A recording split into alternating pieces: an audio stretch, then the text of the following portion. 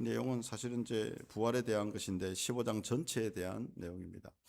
우리가 사도신경을 이제 한 줄씩 한 줄씩 이제 우리가 보고 있습니다. 제일 처음이 뭐였습니까?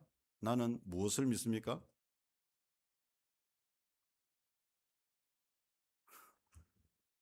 무엇을 믿습니까, 여러분? 아무도 모르는 것 같은데 보니까. 예. 전능하신 아버지 하나님, 천지의 창조주를 믿습니다. 이게 완전 우주적이죠. 음. 여러분, 이게 진짜 믿음으로 고백한다면 놀라운 일이죠. 전능하신 하나님이 나의 아버지라는 말이고, 그 아버지께서 천지의 창조주이십니다. 여러분, 이 한 개만 해도 걱정할 게 있겠습니까? 태초에 하나님이 천지를 창조하시니라, 그 하나님이 나의 아버지입니다.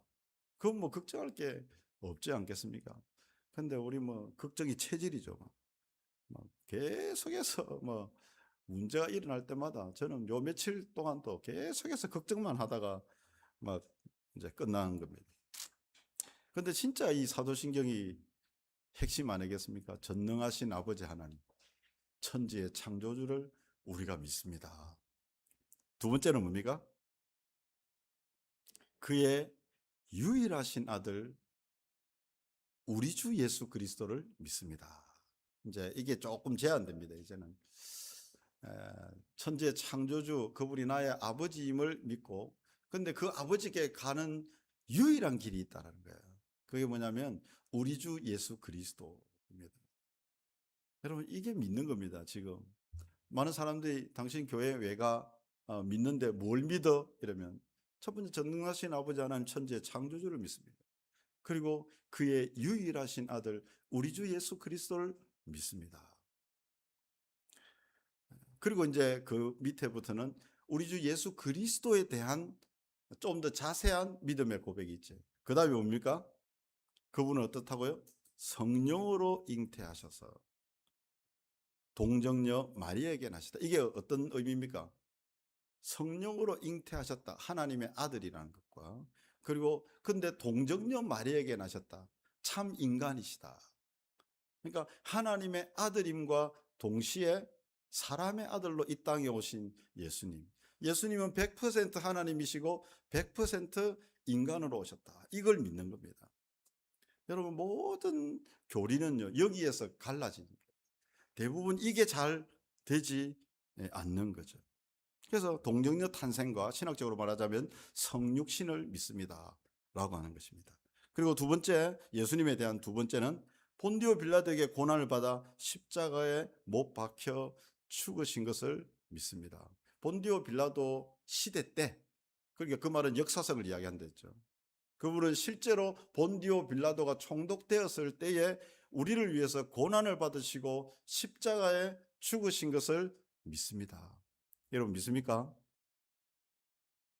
진짜 믿죠? 예.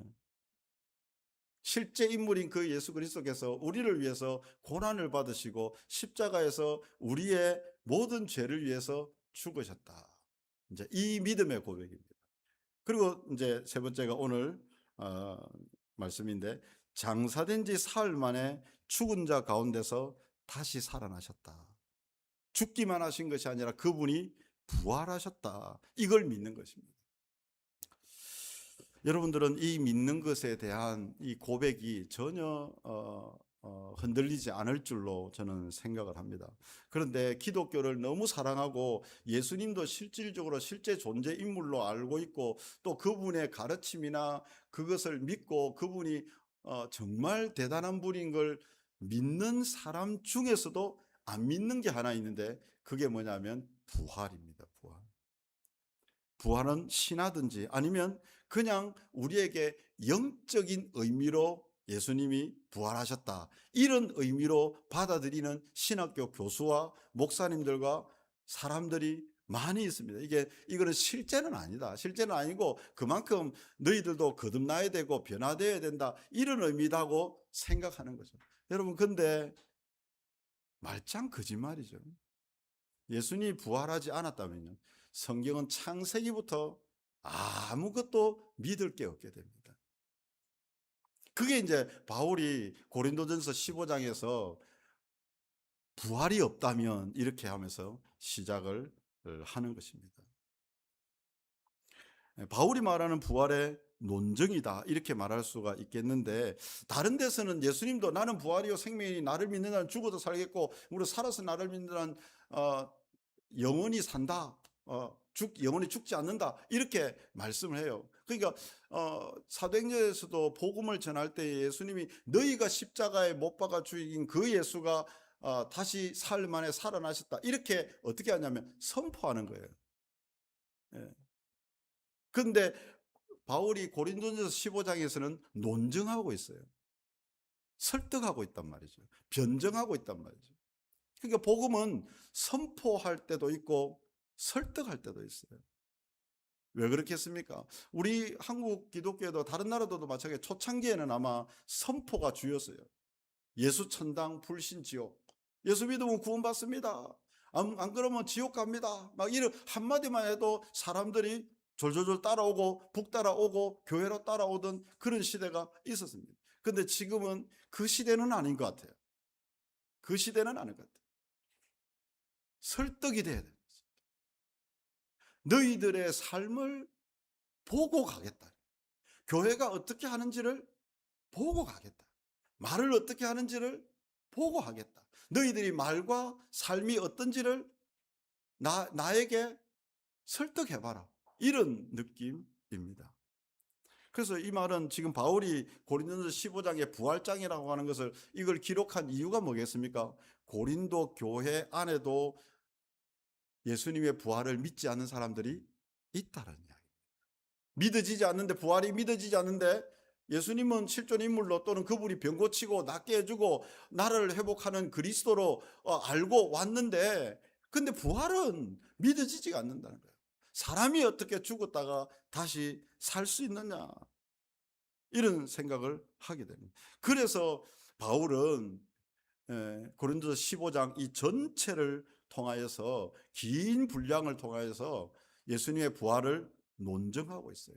그 논증 방법이 여러분 기류법이라고 합니까? 저도 몰랐는데 배우는 중입니다. 기류법.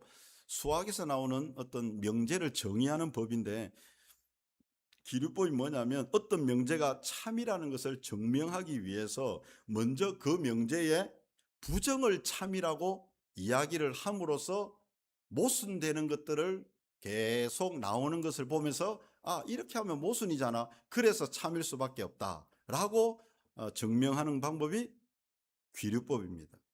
제가 생각을 예를 적당한 예인지는 모르겠지만 밖에 지금 비가 오지 않고 있다 이렇게 이제 명제를 딱 했습니다. 지금 밖에 실제로 비 옵니까? 비 안 오죠? 비가 오지 않는다.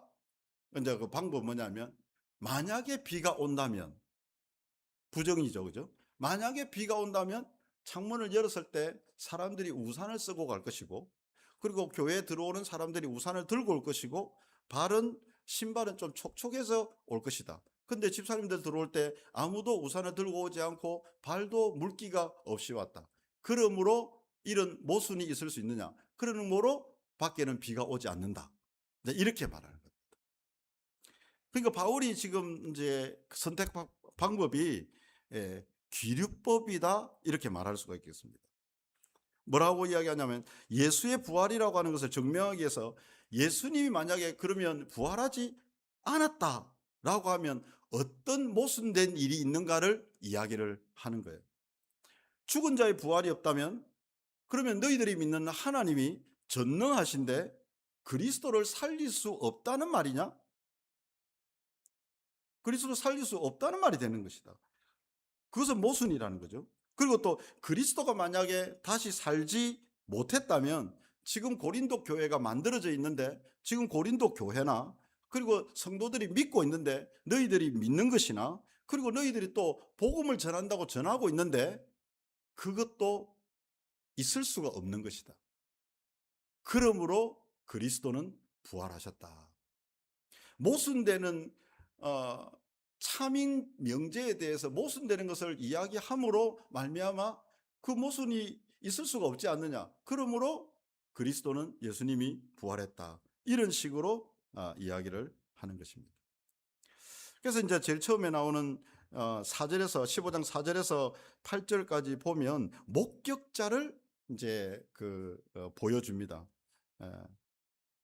4절을 한번 볼까요? 4절에 예수님께서 장사 지낸 바 되셨다가 성경대로 사흘 만에 다시 살아나사 게바에게 보이시고 후에 12 제자에게와 그 후에 500여 형제에게 일시에 보이셨나니 그 중에 지금까지 대다수는 살아있고 어떤 사람은 잠들었다. 이렇게 말합니다. 첫 번째는 목격자가 있다는 거예요.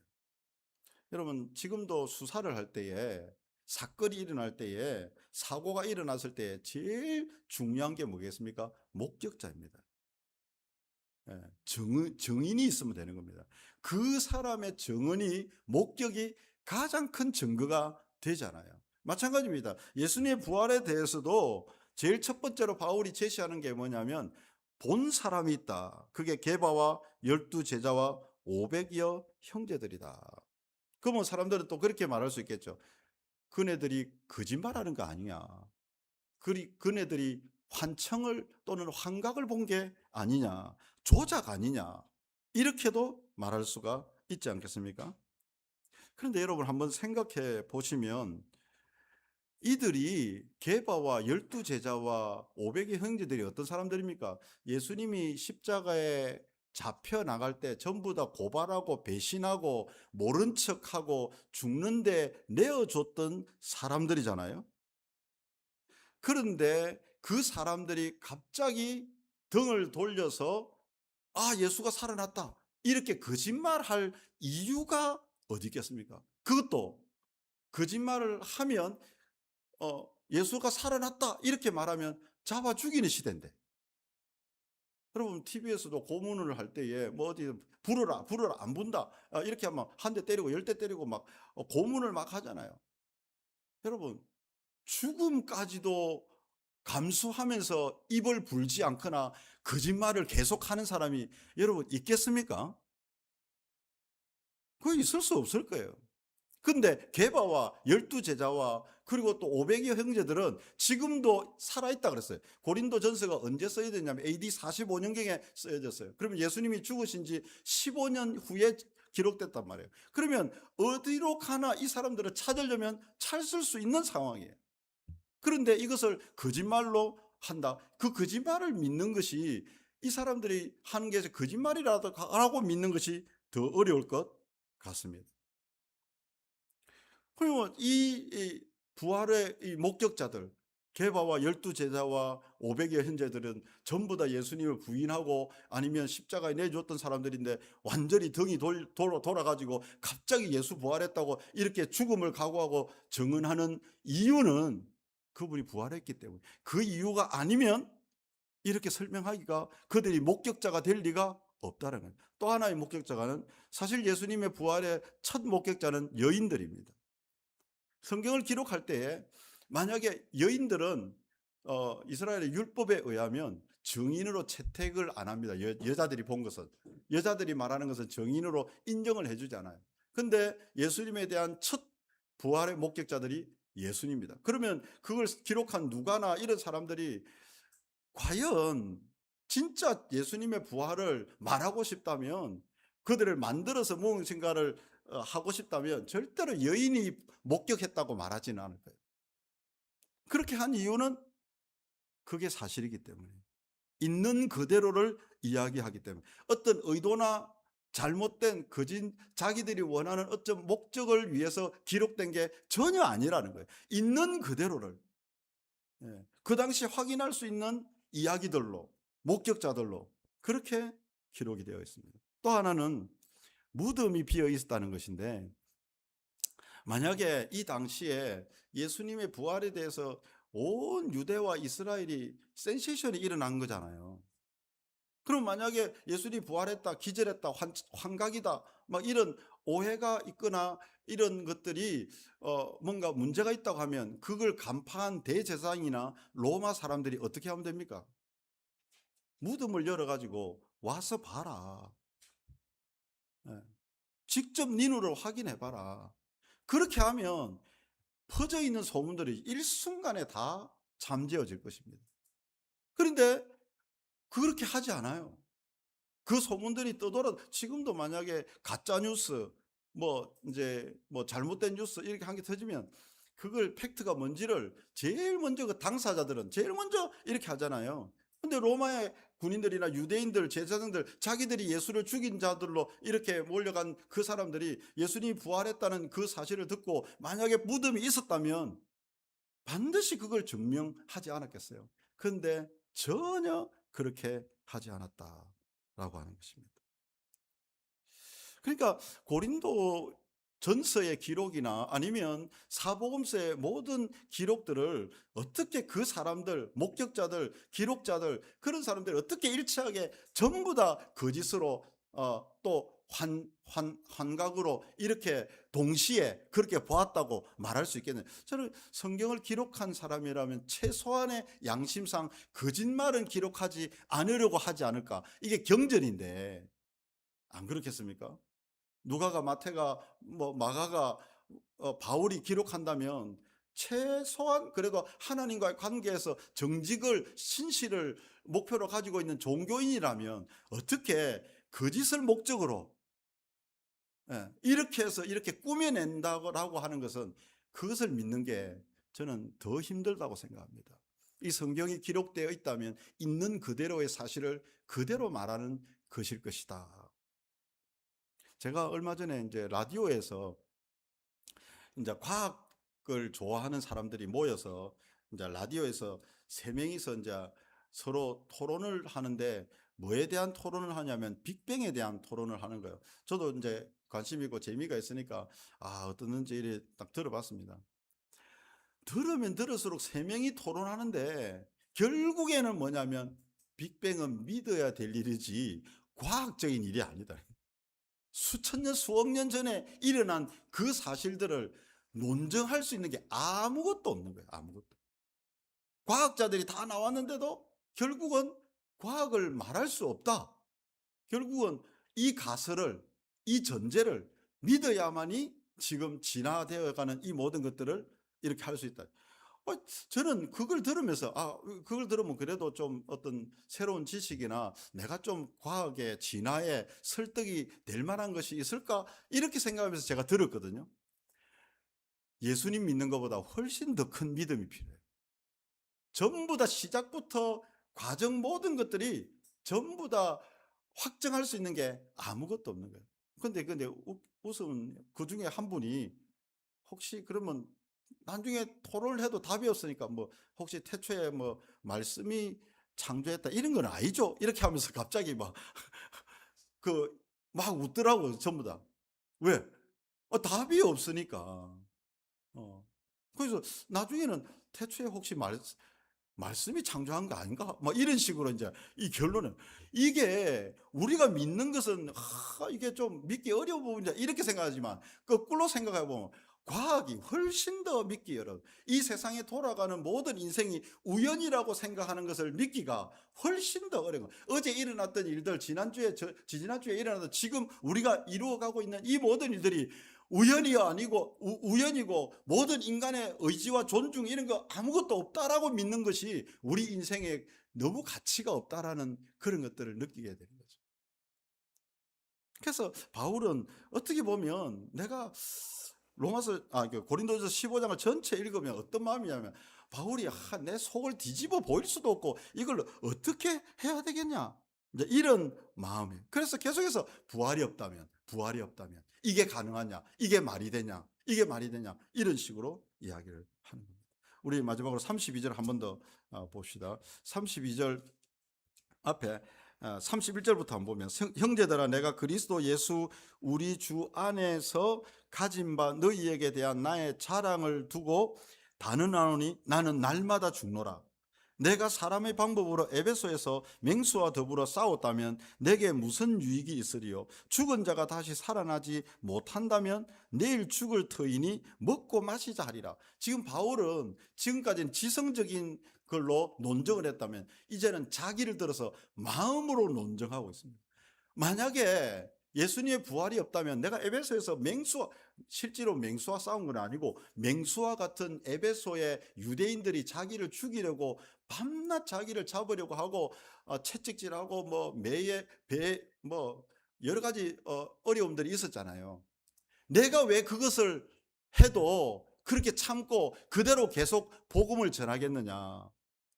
나는 그걸 차라리 그를 뺏어 죽을 터인데, 내 마음대로 그냥 내 하고 싶은 대로 내일 죽을 터이니 먹고 마시자, 이리 안 하겠느냐. 바울의 말이 그겁니다. 이 말이 맞지 않습니까? 부활이 없다면 윤리 도덕이 사실은 어떤 의미가 있겠습니까? 예. 우리도 교회를 섬겨 나갈 때에 부딪힙니다. 어떤 어려움들이 생깁니다. 저도 목사이지만 하다가 멈칫멈칫하고 답답하고 힘들 때가 막 있습니다. 아, 왜 나만, 이런 생각이 이제 가끔씩 드는 거죠. 왜 내만 왜 어려운 것 같지? 상처를 받으면서 이 좋은 일을 하자고 하는데 왜 자꾸 상처가 되고 무겁고 힘이 들고 애매하고 욕을 먹고 비난을 받고 막 이렇게 하지? 이런 생각이 막 드는 거죠. 그런데 만약에 그리스도의 부활에 대한 소망이 없다면 누가 이렇게 하겠느냐? 바울이 그겁니다. 목사뿐만 아니라 성도들도 만약에 부활이 없다면 교회에 와서 섬기다가 어려운 일들이, 도리어 상처받고 아픈 일들이, 여러 가지 일들이 더 힘들고, 세상보다 교회에 와서 더 어렵고 더 상처받고 더 힘든 일들이 충분히 있을 수 있어요. 여러분, 진짜 어려운 것은 한 평 안에 있는 사람이라, 오늘 뭐 놀라운 말을 들었어요.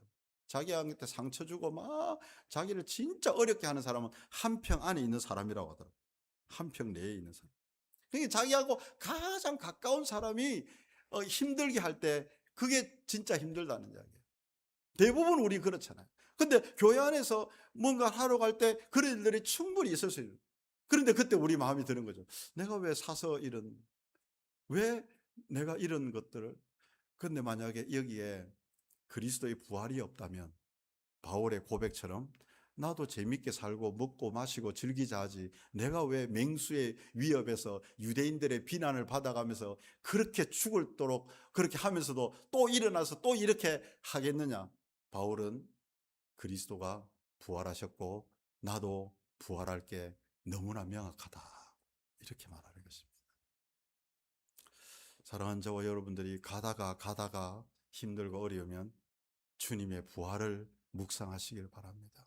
우리에게 있는 이 영원한 소망을 바라보고, 지금 가는 이 길의 어려움이 아니라 만물 위에 계시는 그 하나님에 대한 영원한 소망, 바울이 바라봤던 그 표대를 향한 그 소망, 그 영원한 나라를 저와 여러분들이 바라보면서 이 땅의 현실을 넉넉히 이길 수 있는 저와 여러분들 다 되시기를 주님의 이름으로 축복합니다. 우리 주기도